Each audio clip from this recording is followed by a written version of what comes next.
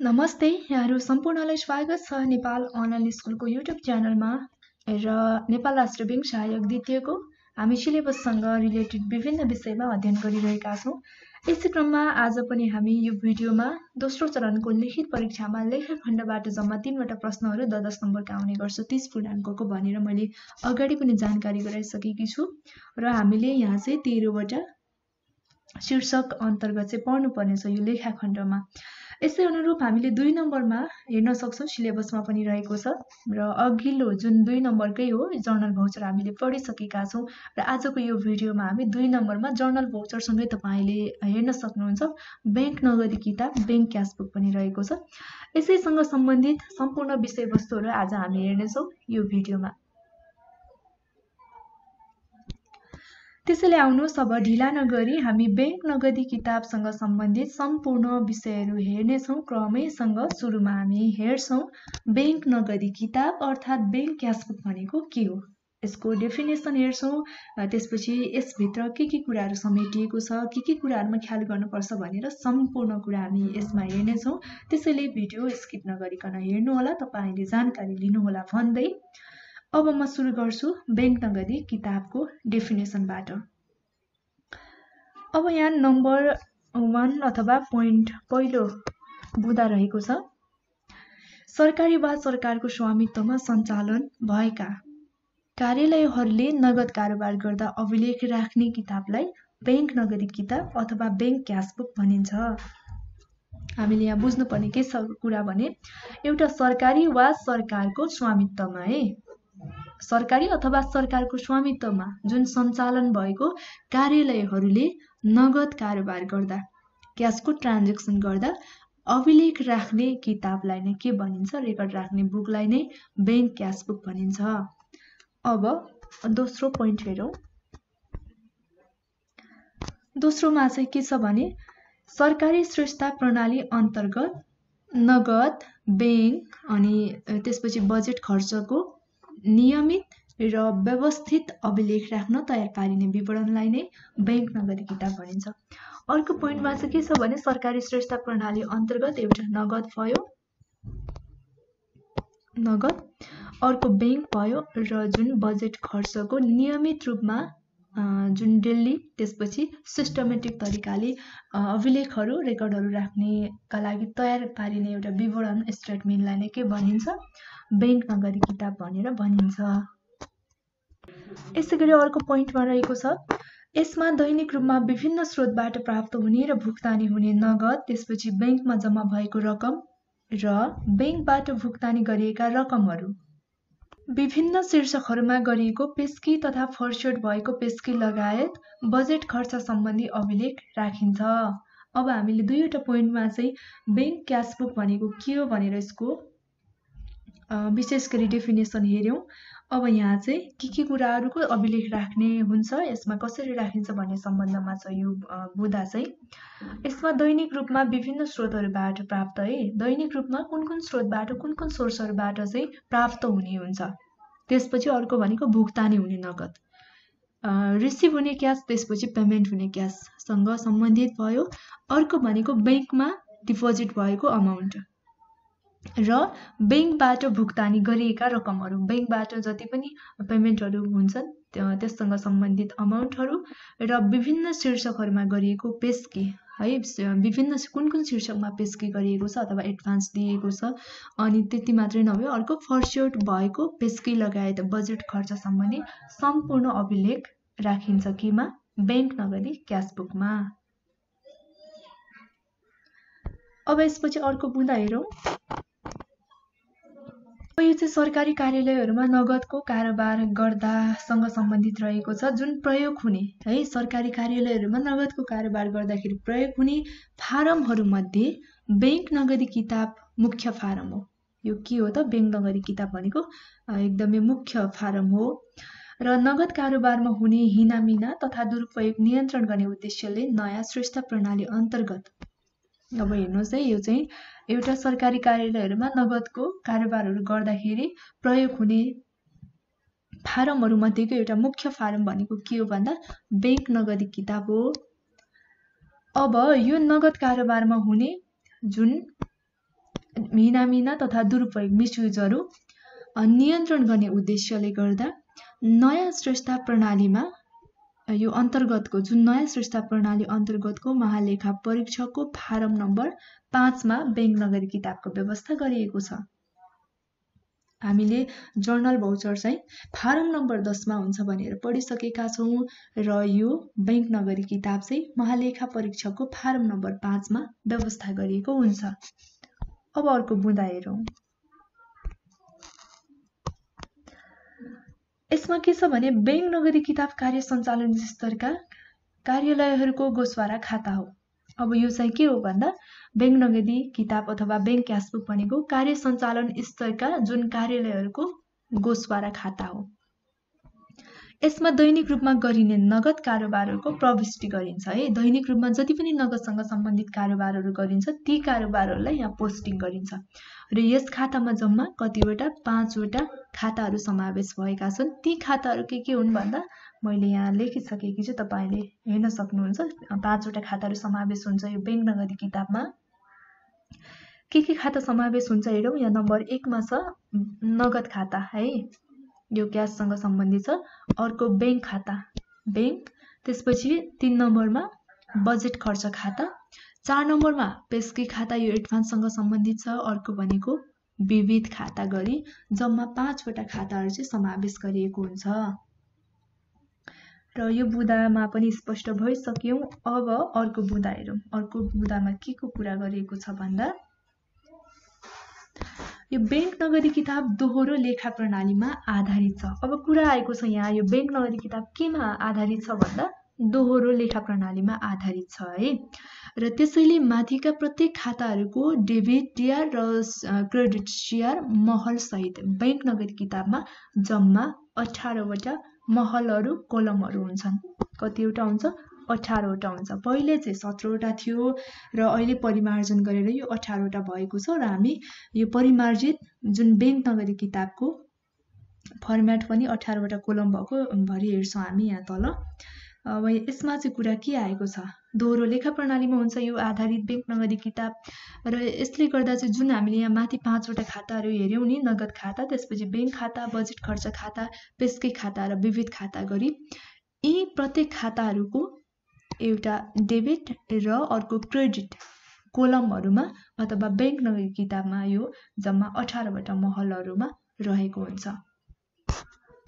अब अर्को पोइन्ट, सरकारी श्रेष्ठता प्रणाली अन्तर्गत सरकारी कार्यालयले गर्ने वित्तीय कारोबारहरूको गोसवारा भौचर तयारीपछि बैंक नगदी किताबको सम्बन्धित खातामा भरिन्छ। अब यहाँ कुरा के आएको छ भने जुन सरकारी श्रेष्ठता प्रणाली अन्तर्गत रहेर सरकारी कार्यालयहरूले वित्तीय कारोबारहरूको गोसवारा भौचर तयारीपछि जुन फाइनान्शियल ट्रान्ज्याक्सनहरूको जर्नल भौचरको प्रिपेयर पछि बैंक नगदी किताबको सम्बन्धित खातामा भरिन्छ। सुरुमा जर्नल भौचर तयार गर्छ र यसको तयारीपछि मात्रै बैंक नगदी किताब अथवा बैंक क्यासबुकमा सम्बन्धित खातामा कुन शीर्षकहरूलाई राख्नुपर्ने हो त्यससँग सम्बन्धित खाताहरूमा भरिन्छ अथवा त्यसमा चाहिँ अभिलेख राखिन्छ। अब अर्को पोइन्ट छ, आर्थिक कारोबारहरूको नियमित प्रविष्टि ठिक बेठिक के भयो भनेर थाहा पाउन प्रत्येक महिनाको अन्तमा यस पुस्तिकामा सन्तुलन परीक्षण पनि गरिन्छ। अब यहाँ कुरा आएको छ फाइनान्शियल ट्रान्ज्याक्सनहरूको जुन नियमित रूपमा गरेको पोस्टिङहरू ठिक छ कि बेठिक छ है, ठिक बेठिक के भयो भनेर थाहा पाउनको लागि जुन नियमित रूपमा गरेको फाइनान्शियल ट्रान्ज्याक्सनहरूलाई पोस्टिङ गर्दाखेरि ठिकसँगले पोस्टिङ गरेको छ कि छैन अथवा मिस्टेक भएको छ कि छैन, यी सम्पूर्ण कुराहरू थाहा पाउनको लागि प्रत्येक महिनाको अन्तिममा यस पुस्तिकामा के गरिन्छ भन्दा सन्तुलन परीक्षण पनि तयारी पार्ने गरिन्छ, ट्रायल ब्यालेन्स पनि यहाँ प्रिपेयर गरिन्छ यसको लागि चाहिँ। अब यसपछि हामी हेर्छौं बैंक नगदी किताब है, बैंक नगदी किताब जुन महालेखा परीक्षकको फारम नम्बर 5 मा व्यवस्था गरिएको छ बैंक नगदी किताबको र यो फारममा भएको संशोधनहरू मैले अघि नै सुरुमा भनिसकेकी थिए। सुरुमा चाहिँ 17 वटा महल कोलमहरू थियो र पछि परिमार्जित संशोधन भएपछि चाहिँ बैंक नगदी किताबमा कतिवटा कोलमहरू छ, अहिले 18 वटा कोलमहरू छ। यसको बारेमा हामी डिटेलमा हेर्छौं अब यहाँ जुन यो बैंक नगरी किताबमा भएको संशोधन फारमको संशोधनसँग रिलेटेड रहेको छ। यो हेरौँ अब हामी नम्बर 1 देखि हेर्छौँ है। नम्बर 1 को हेरौँ सुरुमा। साबिक प्रचलनमा रहेको फारममा 17 वटा महलहरू रहेकोमा, हेर्नुस् है 17 वटा मैले अघि नै भनिसके। साबिक भनेको पहिले चलाइएको अथवा पहिले प्रचलनमा रहेको फारममा है, संशोधन हुनुभन्दा अगाडिको अथवा परिमार्जन हुनुभन्दा अगाडिको जुन फारम प्रचलनमा थियो त्यो फारममा चाहिँ 17 वटा महलहरू कोलमहरू थियो र परिमार्जित फारममा अहिले कतिवटा छ? परिमार्जन संशोधन भएपछि 18 वटा महलहरू रहेका छन्। महल भनेको कोलमहरू यो भयो। अर्को 2 नम्बरमा हेरौँ। साबिक प्रचलनमा रहेको फारममा तपाईले यहाँ साबिक पहिलेको र अहिलेको कुरा भएको छ यहाँ सम्पूर्ण बुँदाहरुमा, त्यसैले याद गर्नुहोस्। साबिक प्रचलनमा रहेको पहिलेको प्रचलनमा रहेको अथवा पहिलेको फारममा तहबिल मौजदात है, यो तहबिल मौजदात भनेको 17 वटा कोलम भएकोमा छ। तहबिल मौजदात भन्ने उल्लेख भएकोमा सोको सट्टामा यो परिमार्जित फारममा चाहिँ के छ भन्दा नगद मौजदात उल्लेख गरिएको छ। तपाईले हेर्न पनि सक्नुहुन्छ है। सुरुमा के थियो? कोलम अन्तर्गतको कुरा गर्दाखेरि 17 वटा थियो र पछि परिमार्जन भएपछि त्यो फारमको कोलम कतिवटा भयो? 18 वटा भयो। र पहिलेको प्रचलनमा रहेको जुन फारममा चाहिँ 17 वटा कोलम भएको फारममा तहबिल मौजदात भनेर थियो र तहबिल मौजदात भएको ठाउँमा पछि परिमार्जन गरेर त्यसको यो तहबिल मौजदातको सट्टामा के राखिएको छ भन्दा नगद मौजदात छ है। अब 3 नम्बरमा हेरौँ। बैंक तथा माल मौजदात भन्ने उल्लेख भएकोमा सोको सट्टा परिमार्जित फारममा बैंक मौजदात उल्लेख गरिएको छ। अब यहाँ पनि हामीले बिर्सनुहुन्न, मैले चाहिँ लेखेकी छैन यहाँ, तपाईले सम्झन सक्नुहुन्छ। हामी पहिले के थियो र परिमार्जन पछि के भएको छ त्यसको सट्टामा अथवा त्यसलाई के राखिएको छ कि हटाइएको छ भन्ने सम्पूर्ण कुरा मात्रै हेरिरहेका छौं। जुन बैंक नगरी किताबको यो महालेखा परीक्षक फारम नम्बर 5 मा भएको व्यवस्थाको जुन फारमको चाहिँ संशोधन परिमार्जन पछि के भयो, पहिले के थियो त्यो हेरिरहेका छौं। त्यसैले यहाँ अर्को कुरा के आएको छ नम्बर 3 मा बैंक तथा माल मौजदात भन्ने उल्लेख भएकोमा है, यो चाहिँ साबिकको प्रचलनमा हामीले बिर्सनुहुन्न त्यो कुरा। पहिले जुन प्रचलनमा थियो त्यो प्रचलनमा चाहिँ एउटा के थियो भन्दाखेरि माल मौजदात भन्ने थियो है। त्यो उल्लेख भएकोमा यो जुन माल मौजदात भएको ठाउँमा अथवा यसको सट्टामा चाहिँ परिमार्जित फारम अथवा परिमार्जन भएपछि चाहिँ के राखिएको छ भन्दा बैंक मौजदात भनेर राखिएको छ। पछि हामी यो यसको फर्मेट पनि हेर्छौं है। जुन मैले 18 वटा कोलम भएको फर्मेट चाहिँ लिएकी छु, यो भिडियोमा म तपाईलाई देखाउँछु। र जुन 17 वटा चाहिँ हामी यहीबाट बुझ्छौं। सुरुमा 17 वटामा के थियो र 18 वटा कोलम भएपछि के राखिएको छ यो हेर्छौं। र यहाँ कुरा आयो बैंक मौजदात राखिएको छ। यो बैंक मौजदात भनेको माल मौजदात भन्ने ठाउँमा पछि यो परिमार्जन भएपछि राखिएको हो र साथै यो सो अन्तर्गत रहेको है। अब यो जुन बैंक मौजदात अथवा माल मौजदात अन्तर्गत नै रहेको चेक नम्बर उल्लेख भएको महलमा अब अर्को के पनि थियो भन्दा यसमा चेक नम्बर पनि थियो। चेक नम्बर उल्लेख भएको कोलममा अथवा महलमा अर्को के उल्लेख भएको छ अहिले परिमार्जन भएपछि भन्दा भौचर नम्बर अथवा चेक नम्बर भनेर राखिएको छ अहिले चाहिँ संशोधन पछि। अब 4 नम्बरमा के छ हेरौँ। 4 नम्बरको बजेट खर्च शीर्षक अन्तर्गतको है महलमा अब यहाँ कुरा आएको छ के शीर्षक अन्तर्गत बजेट खर्च शीर्षक अन्तर्गतको महलमा के छ भन्दा रकम रु भन्ने छ।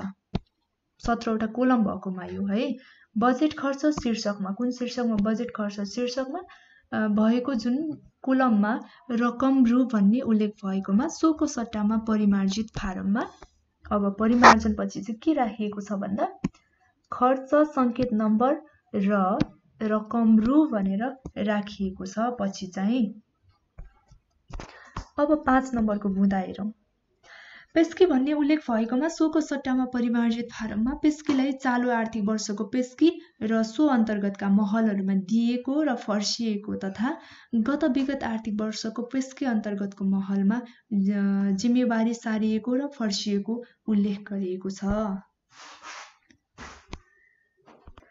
अब यहाँ के कुरा आएको छ भने यहाँ पेस्की भन्ने ठाउँमा है अथवा पेस्की भनेर उल्लेख गरिएको जुन साबिकको प्रचलनको फारममा पेस्की भनेर उल्लेख गरिएको अथवा भएको ठाउँमा यो पेस्की भन्ने अथवा पेस्कीको सट्टामा परिमार्जित फारममा पेस्कीलाई के मा राखिएको छ अथवा यसको सट्टामा के राखिएको छ भन्दा पेस्कीलाई चालु आर्थिक वर्षको पेस्की छ एउटा र यसै अन्तर्गतको है जुन महलहरूमा अर्को के छ दिएको र अर्को फर्सिएको र अर्को भनेको के छ भने विगत आर्थिक वर्षको पेस्की भनेको लास्ट इयरको अथवा फिस्कल इयरको जुन लास्ट इयरको चाहिँ फिस्कल इयरको पेस्की छ यहाँ यस अन्तर्गतको महलमा चाहिँ के छ भन्दा जिम्मेवारी सारिएको र फर्सिएको उल्लेख गरिएको छ। हामीले यसमा चाहिँ के बुझ्नुपर्छ भने पेस्की भनेको ठाउँमा एउटा के आयो भन्दाखेरि चालु आर्थिक वर्षको पेस्कीमा है चालु आर्थिक वर्षको पेस्की भनेको एउटा शीर्षक जस्तै भयो हैन र चालु आर्थिक वर्षको पेस्की भित्र अब यस अन्तर्गतको चाहिँ के छ भन्दा यसको चाहिँ यसै भित्र जुन चालु आर्थिक वर्षको पेस्की भित्र चाहिँ एउटा दिएको छ र अर्को भनेको फर्सिएको छ यो दुईवटा कोलम भयो अनि अर्को अब यो चालु आर्थिक वर्षको पेस्की यो चाहिँ करेन्ट इयरको भयो र यो चाहिँ लास्ट इयरको भनेको विगतको आर्थिक वर्षको पेस्की अब यस अन्तर्गत चाहिँ के पर्छ भन्दा एउटा महलमा जिम्मेवारी सारिएको र अर्कोमा भनेको फर्सिएको भनेर उल्लेख गरिएको छ। अब 6 नम्बरको साबिक प्रचलनमा रहेको फारममा विविध शीर्षक अन्तर्गतको महलमा हिसाब नम्बर उल्लेख भएकोमा त्यसलाई परिमार्जित फारममा हटाइएको छ। अब जुन अरूमा चाहिँ हटाइएको हुँदैन थियो त्यसको सट्टामा अरू कुनै राखिएको हुन्थ्यो भने अब यहाँ कुरा आएको छ एउटा हटाइएको छ जुन साबिक पहिलेको प्रचलनमा रहेको फारममा विविध शीर्षक अन्तर्गतको महलमा एउटा हिसाब नम्बर भनेर हुन्थ्यो है अथवा हुन्छ। अब यो हिसाब नम्बर भएको जुन विविध शीर्षक भित्रको हिसाब नम्बर यस अन्तर्गत पर्ने हिसाब नम्बरलाई चाहिँ यो जुन परिमार्जित 18 वटा कोलम भएको बैंक नगदी क्यास बुकमा चाहिँ यो के राखिएको छ यसमा चाहिँ यो फारमलाई हटाइएको छ यो हिसाब नम्बर चाहिँ राखिएको छैन है। अब अर्को 7 नम्बरको परिमार्जित फारमको अन्तिममा 3 वटा लाइनहरूमा यस महिनाको जम्मा अघिल्लो महिनाको जम्मा र कुल जम्मा उल्लेख गरिएको छ। अब जुन परिमार्जित फारमको अन्तिममा 3 वटा लाइनहरूमा के हुन्छ भन्दा यस महिनाको जम्मा त्यसपछि अघिल्लो महिनाको जम्मा र कुल जम्मा उल्लेख गरिएको हुन्छ।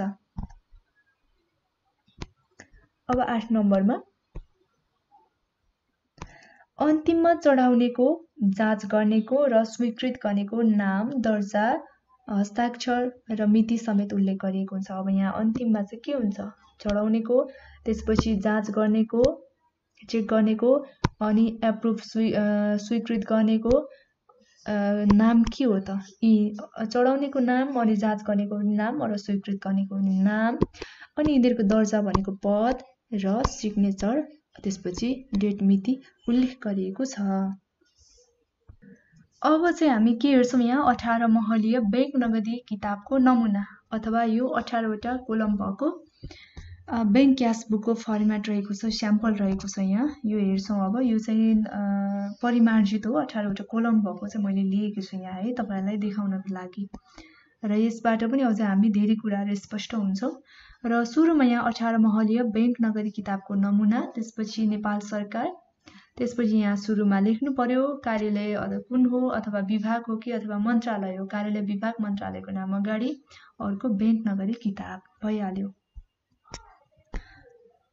अब फर्मेट हेर्छौं यहाँ 18 वटा महल छ म तपाईलाई देखाउँछु एक एक गरी।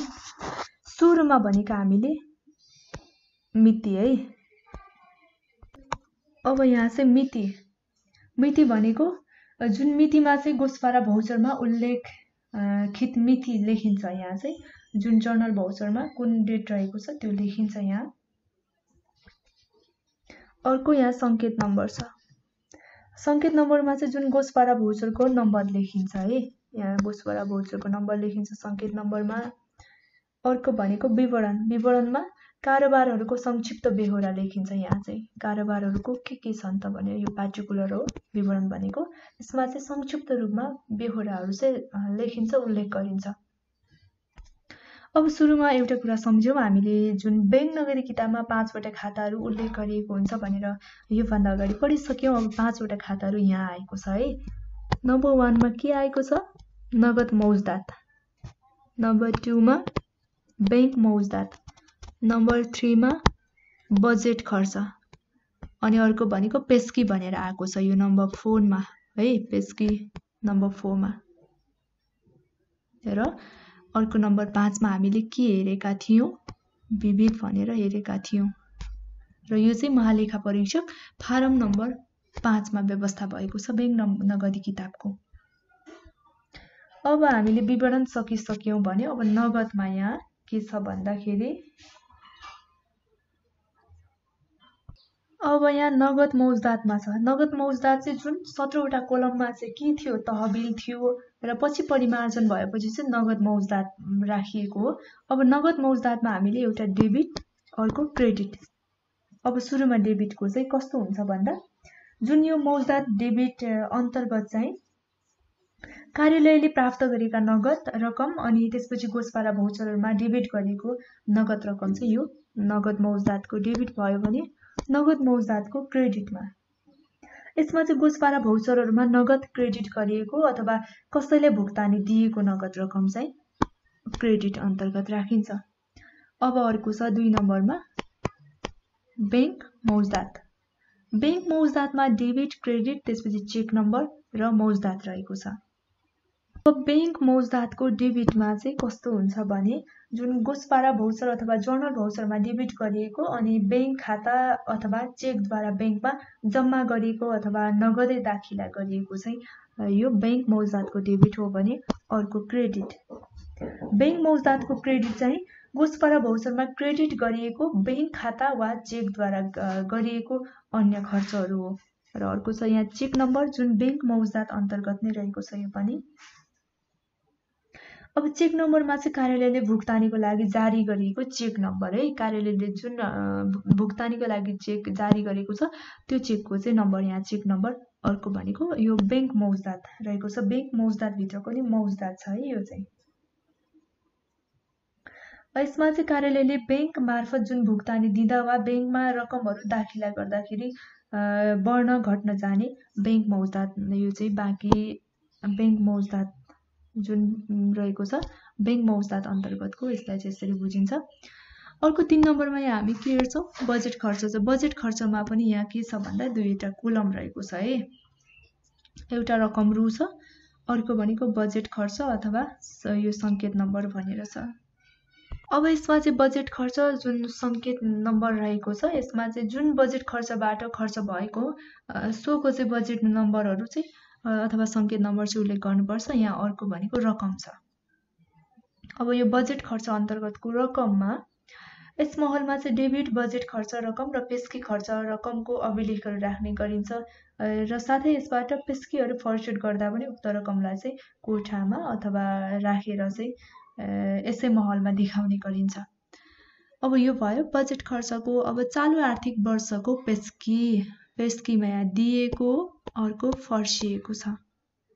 यहाँ चाहिँ चालु भनेको करेन्ट है। आर्थिक वर्षको पेस्की भनेको यहाँ त्यो चालु आर्थिक वर्षमा जति दिएको पेस्की हुन्छ त्यसलाई यहाँ, अर्को भनेको फर्सिएको जतिको फर्सिएको छ त्यो रकमलाई यहाँ लेखिन्छ अथवा शीर्षकलाई लेखिन्छ। अब अर्को छ गत विगत आर्थिक वर्षको पेस्की। यो भनेको लास्ट इयरको विगतको वर्ष आर्थिक वर्षको। यसमा जिम्मेवारी सारिएको र अर्को फर्सिएको छ।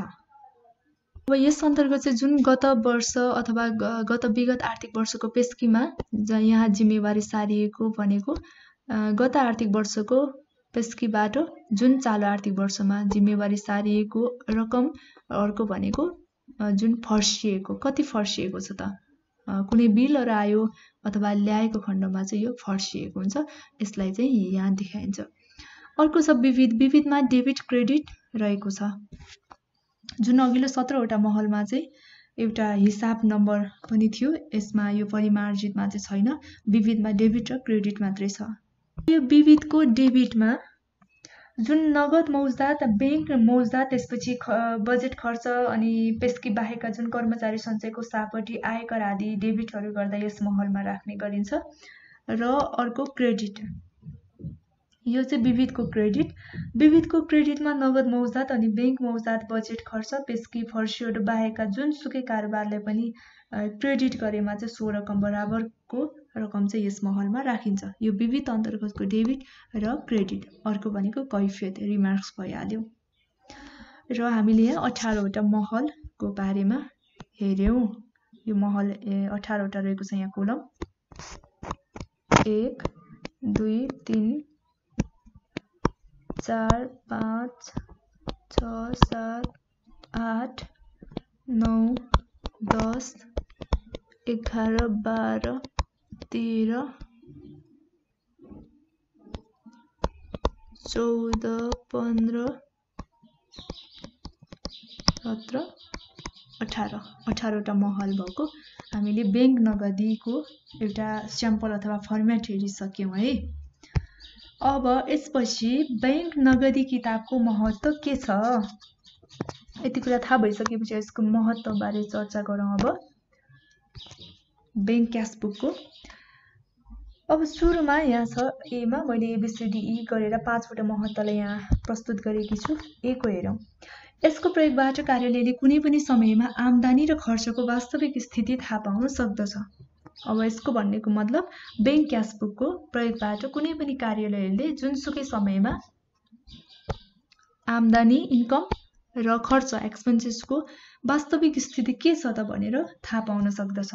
यो एउटा यसको महत्त्व भयो। अर्को बी नम्बरमा यसको प्रयोगबाट नगद कारोबारहरूमा हुने हिनामिना तथा दुरुपयोग नियन्त्रण गर्न सक्दछ। अर्को महत्त्व भनेको के हो? जुन यो फाइनान्शियल ट्रान्जेक्सनहरूमा हुने मिसयुजहरू, त्यसपछि हिनामिनाहरूलाई चाहिँ नियन्त्रण गर्न सक्छ। हिनामिना अर्को दुरुपयोगलाई नियन्त्रण गर्न सक्छ। यसैगरी सीमा छ लेखाको अङ्कगणितीय शुद्धता परीक्षण गर्नमा पनि यसले सहयोग पुर्याउँछ। अर्को के छ? अङ्कगणितीय शुद्धता परीक्षण गर्नमा यसले सहयोग पुर्याउँदछ भने डी नम्बरमा छ नगद र बैंक कारोबारहरूको बारेमा यसले पूर्ण जानकारी प्रदान गर्छ।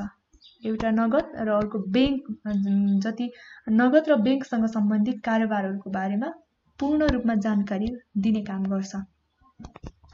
र ईमा छ विभिन्न प्रकारका वित्तीय प्रतिवेदनहरू तयार पार्न यसले ठूलो सहयोग पुर्याउँदछ। अब विभिन्न प्रकारका जुन वित्तीय फाइनान्शियल प्रतिवेदनहरू तयार पार्न चाहिँ यसले ठूलो सहयोग पुर्याउने गर्छ, मद्दत पुर्याउने गर्छ। यो 5वटा बुँदा भयो बैंक नगदी किताबको महत्त्व। अब महत्त्वपछि बैंक नगदी किताबको उद्देश्यहरू हेर्छौँ। उद्देश्यहरू के छ त? वास्तवमा बैंक नगदी किताब के उद्देश्य अथवा कुन कुन उद्देश्यहरू परिपूर्तिका लागि चाहिँ तयार गर्नुपर्छ, यसको उद्देश्यहरू के रहेको छ भन्ने सम्बन्धमा छ यो। अब हामी यसलाई पनि हेर्छौँ। यहाँ चाहिँ 6वटा उद्देश्यलाई मैले उल्लेख गरेकी छु। हेरौँ 1 देखि। नगद र बैंकको कारोबारको व्यवस्थित र स्थायी भनेको जुन नगद, क्यास र बैंकको जुन ट्रान्जेक्सनहरूको एउटा सिस्टमेटिक र अर्को भनेको पर्मानेन्ट, अभिलेख राख्ने भनेको रेकर्ड राख्ने। 2 नम्बरमा बैंक र नगदको मौजदातको जानकारी गराउनु। बैंक र नगद सम्बन्धी मौजदातको जानकारी गराउनु के रहेको छ यसको भनेर।